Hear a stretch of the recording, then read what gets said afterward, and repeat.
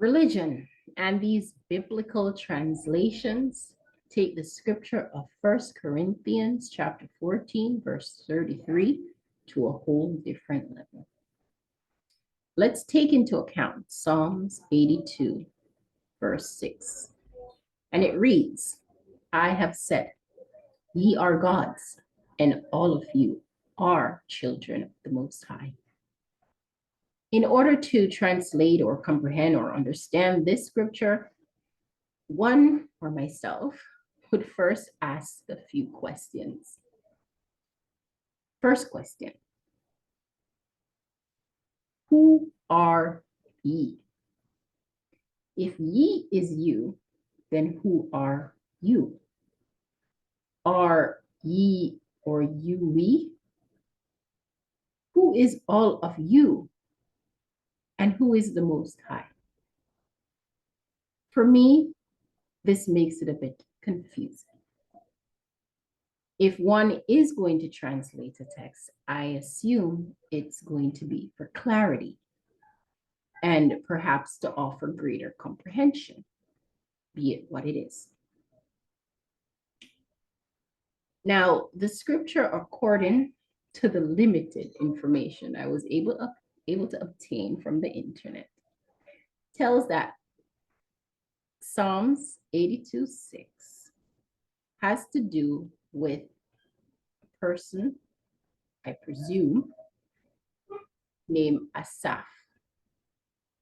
And his name or her name means gatherer or gatherer of a people. And Asaph was on the council of David, who was a king. And it would suggest that Asaph could have been writing the scripture if he is the one that wrote it, maybe on behalf of David himself, or that Asaph may simply have been lamenting his own concerns based on what was taking place during the time that he was living. And he's also apparently a singer or a musician. So this would imply that the scripture may have been written in a time when the king or the kings at that time reign was about to end. So it indeed could have been that Asaph was singing on behalf of David's lamentation or his own. Now, interesting enough, somebody, all the records are not quite sure who or for what exact purpose they wrote that particular Psalms or the Psalms were actually written. However, they were nonetheless placed in the Bible and distributed to us as biblical knowledge of history, I guess. Now, the scripture, for me personally, much like the entire Bible, is very repetitive because that very same scripture is repeated. Jesus actually repeated that scripture in John chapter 10, verse 34. And Jesus was among his disciples and the Jews. Now, the Jews were wanting to stone Jesus for blasphemy. And Jesus gave them that response to suggest that they, the Jews, already had it written in their laws that ye are gods and all of you are children of the Most High. So why would they want to stone him?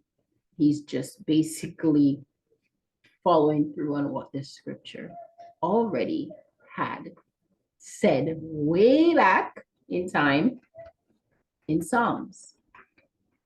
Makes no sense, right? Anyhow, perhaps to get the answers that I need to fully comprehend this scripture, I would have to read the authoritative Hebrew text, which comes, well, there are actually two translation forms. There's the Masoretic and there's the Septuagint.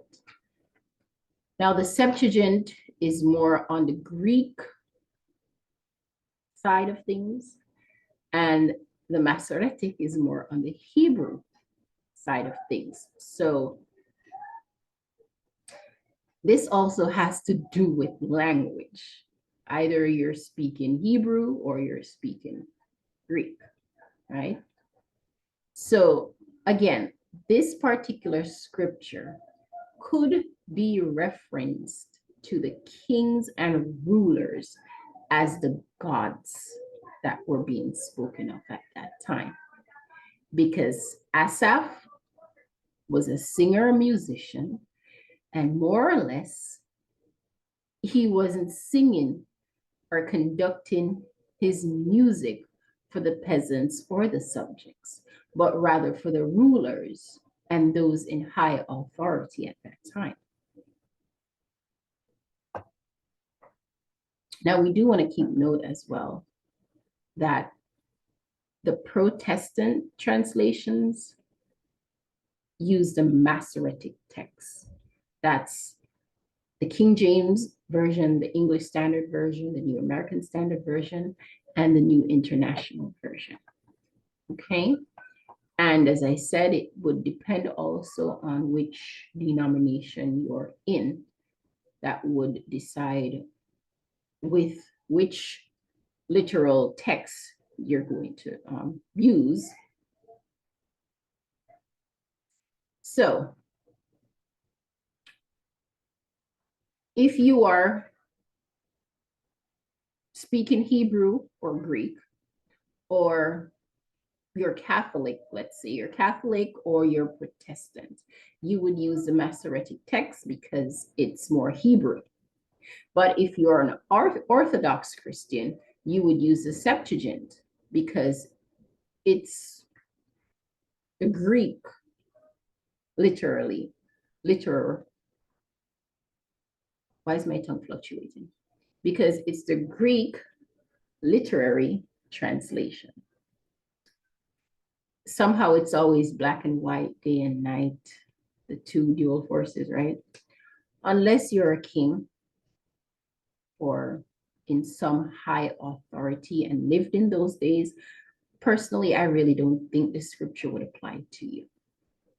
Plus, it's a Psalms, which means it really has no concise storyline for anyone to follow to help to understand where the writer or the sayer or the speaker's words are coming from or going towards.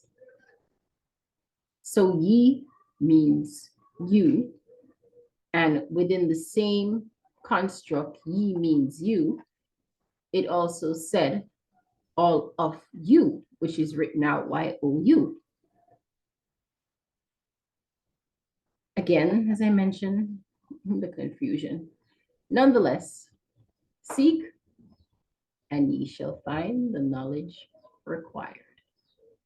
So personally, I do not believe that the scripture is speaking to peasants or subjects.